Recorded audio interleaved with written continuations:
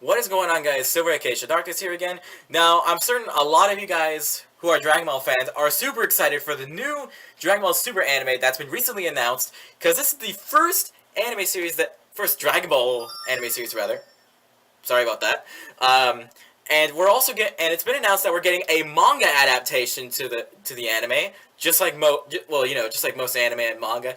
I am so excited for this. My God, this is of course, since we haven't had our last content was GT, and we're finally getting a new anime instead of shorts and movies. I mean, I love the movies and shorts. It's just the series that I get so hype about, you know.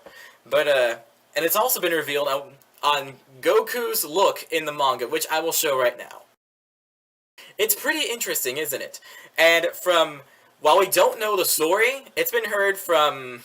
Sorry, it's on my screen right now. Toyotaro, this will also be in the description below as usual.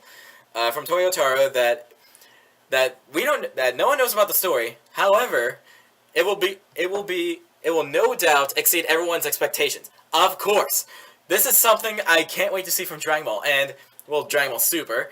And this series, it's the manga and the anime. It's all Toriyama. It's all Toriyama's original story, which I'm really excited about. So this is going to be canon. My God.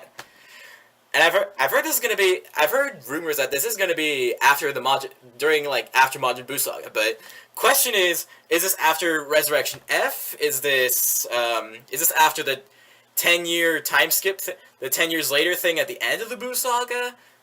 When is this taking place? That's the one thing I'm curious about. When is it taking place? Is it replacing GT base, or is it if it's replacing GT in any way? But what do you guys think? Are you excited for this series? Do you think this will replace GT? What place do you think this will take place in? Because my God, it doesn't matter. I mean, it's Dragon Ball. Of course, it's gonna be amazing, and of course, again, Toriyama's story still gonna be amazing. And just like me and a lot of you Dragon Ball fans out there, we're all gonna be excited for it too.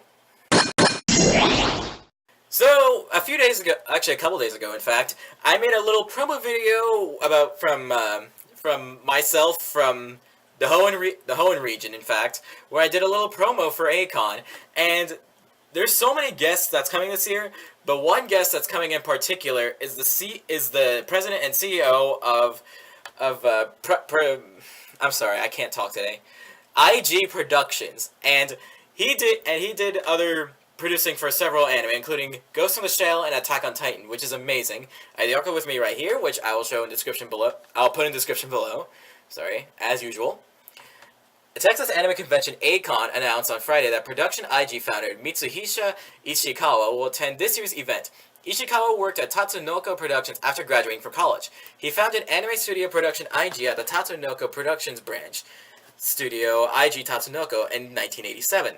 The Ishikawa is the current CEO and president of the Production IG. He announced anime including Ghost in the Shell and Ghost in the Shell 2 Innocence, the first anime to receive a nomination at the Cannes, I'm sorry if I get the names wrong, International Film Festival. Ishikawa also served as executive producer for anime including Attack on Titan, Blood the Last Vampire, Psycho Pass, and Guilty Crown. Ishikawa previously attended Anime Revolution in Vancouver in August 2014 and Anime Expo in Los Angeles 2013. And there's still more guests too, which they even show at the bottom right here. A-Kon will be held at the Hilton Anatole Dallas from June 5th to June 7th. Sorry. Other guests will include Trina Nishimura, Rock Band 7 or 7 Oops, Urban Guard, Rock Band 7 and Urban Guard. If you haven't heard their music, look them up. Go to a new tab on YouTube and just look them up. Look up their music. It is amazing. I really like them a lot. I can't wait. But Jake Tarbox, David Vincent, Caitlin Glass, Chris McGuire, Bryce Pappenbrook, Kyle Hebert, Tyson Reinhardt Reinhardt. I don't know. I'm sorry. And J. Michael Tatum. Now, these lineup of guests, this is gonna be amazing. There's even more guests too, such as Team 4-Star and Screw Attack as well. But yeah, I'll be there as well. I'll be there all weekend from June 5th or 7th. I'm planning on being there on day 02, but not for very long.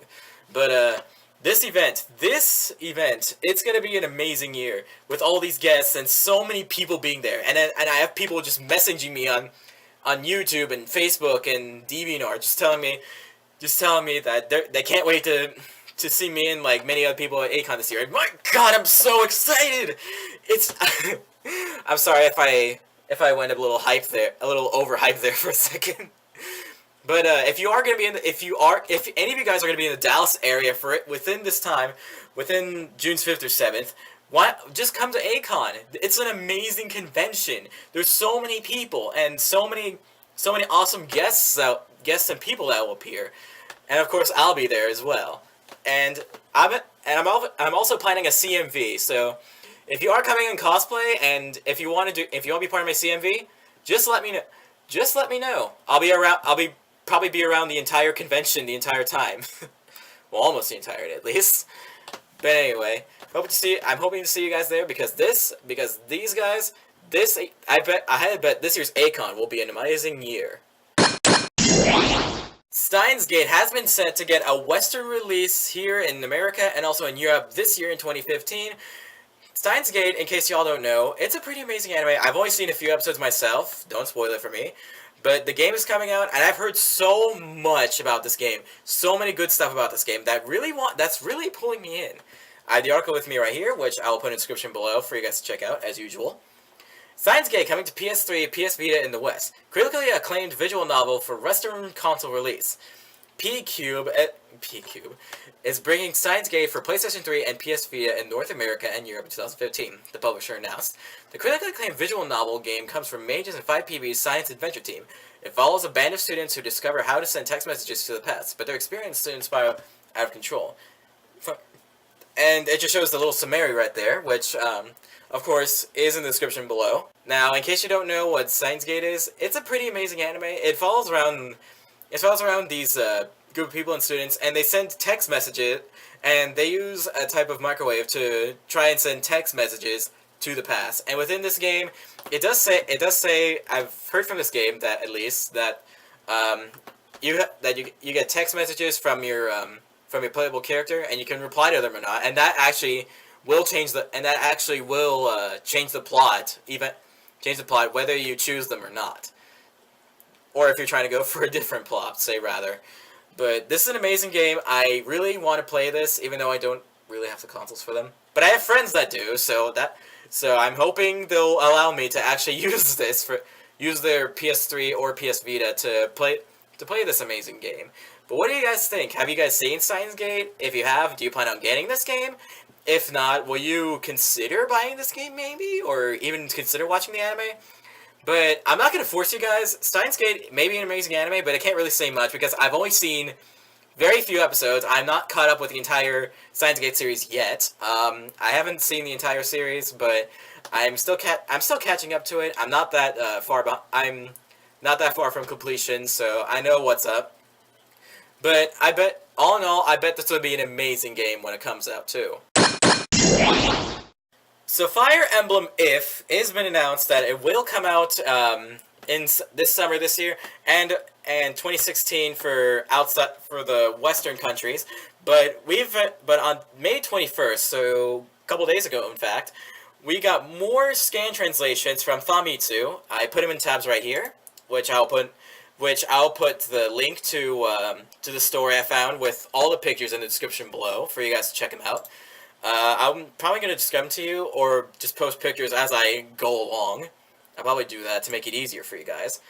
But they do have a new weapon affinity for the weapon triangle. If y'all remember, like, lances beat swords, swords beats axes, and axes beats lances, they added a new system to it. They added more weapons to it. So it's swords and magic beats axes and bows beats lances and dark weapons, or known as shuriken, and lances and dark weapons beat swords and magic.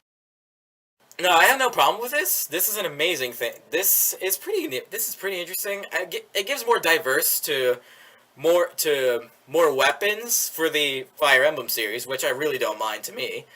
And on the first page, it just shows some information on basically about the expansion of the weapon triangle, basically. And on the second page, we get more coverage, such as weapon coverage, and this is an amazing thing. This is something that keeps the game interesting. Two sides, and then we get a third one as DLC where you choose neither side. I mean, it's more than likely we're gonna get three save slots again. Nor Hoshido, neither. That's what I'm gonna do. That's what I'm planning on doing when I get this game. When I ever do plan on getting this game. And then weapons have evolved since and in case y'all don't know, they had to your weapon use decreases over time you keep using them. But in this game, you don't get to they never run out anymore, which I'm kind of sad about. It says right here that staves remain limited, but the weapons, but all weapons, they're pretty much unlimited now, which I'm a little disappointed about. But at the same time, it really doesn't matter to me. I'll be honest. And, and we're getting maids and butlers in this game as well, which is explained on page number 3. Royal vassals who protect their lord from the loyal vassals who protect their lord from the shadows. On this page, we introduce new characters seen for the first time. We also talk about the new class of maid, butler, and shinobi. Now, this is an amazing thing because we got 3 characters who have actual names, and all three of these, which I will show the whole page right now, they're all from Hoshido and Nor, both from either side. There's Felicia, there's the main Felicia, there's the butler named Joker, and there's a great knight named Gunther. I think one time, during the time of the translation, someone actually said that Gunther that Gunther was a great butler, and then they found that it actually was great knight instead of great butler. But it would be amazing to see great butler, wouldn't it? But and we're also getting more cards for the Fire Emblem trading card game. I really want to see this in America, but I kind of doubt it that they would do this in America. But just in case if they don't, which is more likely, I'll be sure to collect all of these. I want to make sure I collect all of them. I don't care. I'm collecting all of them. In case y'all don't know, Fire Emblem is my #1 favorite all-time RPG. I've played most Fire Emblem games. I have not played the original. I have not played the original Fire Emblem, the very first Fire Emblem from the NES. I'm trying to find a fan translation about that. I haven't played Tharka 776, and what was the other one? New Mystery the Emblem. I played the original, but not the new one yet. Those are the only 3 I haven't played yet. Every other Fire Emblem I have played. But this is going to be an amazing game so far, and of course the trading cards too. And on the 4th page, we get more coverage about weapons and characters. We're also getting more weapons based on not just appearance but abilities differ too, and different weapons in different versions. Like the north side, we have units who use lances like in previous games, and Hoshido soldiers uses the Naginata, which is the sacrifice of strength for increased defense and resistance. Since last I checked, not a lot of characters who uses lances, their defense and resistance not really that great. Well, not all characters, but there are a certain few. There are certain characters. Shuriken weakens enemies. There's also certain characters there's one character named Suzukaze, who's a shinobi. He is available in both Hoshido and Nor. And then 2 more shinobi right here, named Saizo and Kagedo, who are exclusive to the Hoshido side. They look pretty amazing. And of course, we get more cards from the trading card game as well. We got there's more fan translations as well, but I'm pretty sure they're on the website too. I'm not going to go over everything because I want you guys to check them out for yourselves. But there's a lot more stuff. There's a character that kind of reminded me of what was it? Gaston from not Sleeping Beauty. What am I thinking? Beauty and the Beast. There was Gaston from Beauty and the Beast. I'll probably find it somewhere. I'll probably post it right here if I ever find it. He does look like Gaston, doesn't he? But are you guys excited for this game? Can't wait for this game? Let me know in the comments below, because I can't wait for this game entirely. So, by now, we would see a new Pokemon game pretty much every year. We didn't get announced Gen 7, but it's too early for that. So that's late. That's way later. But we did get an announcement for a new Mystery Dungeon game. I did have a lot of fun with the Mystery Dungeons game. I still have my Pokemon Mystery Dungeon Red Rescue team somewhere. I really enjoyed Time, Darkness, and Sky, especially Sky, and I've played a little bit of Gates to Infinity. Not that big. I'm not that big on it because of the limited amount of Pokemon. But I'm hoping Super Mystery Dungeon is not going to be like Gates to Infinity, where it's going to be like a limited number of Pokemon. It's going to be like a lot, like pretty much all the Pokemon, basically. If it's like that, I'm sold. I'm good game. I win. You win, Nintendo. You take my shut up and take my money. But yeah, it's been announced on via Gamnesia right here, that that Pokemon Mystery Dungeon is confirmed for a late 2015 release for America, for Japan and America, and then 2016 in Europe. Kind of set. Yeah, I'm sad for Europe that they couldn't be able to get it along with Japan and America, but I guess it really all depends on how they decide to release it. I guess, who knows? But I can't wait for this game. I can't wait to see what kind of story this will be. I'm hoping that. But one thing I'm hoping that they bring back from Gates to Infinity to this game is to actually choose your Pokemon instead of taking a questionnaire, because in the previous games before that, I had to keep taking questionnaire just to get myself to be a Trico over and over again. I just kept resetting the game over and over until I get Trico, and it's just annoyed me so much. But I can't wait for this game. I bet it's gonna be an amazing one. If you guys think, those of you guys who are fans of the Mystery Dungeon series, I bet you guys will probably like this too. Well, that's it for this episode of Animondays with Silver. If there's any anime content or any more anime-related news that I missed, or would like me to cover in the next Animondays with Silver, please leave a comment below from this video, or you can send me a tweet on my Twitter @ShowDarkness. Also, be sure to click that like button below to show support to the series / this episode. And for more anime awesomeness such as Animondays Silver, Animondays Silver reviews, cosplay music videos, etc., be sure to subscribe to my channel for more awesome videos like those. And as always, guys, I will see you guys in the next video. Jamatane!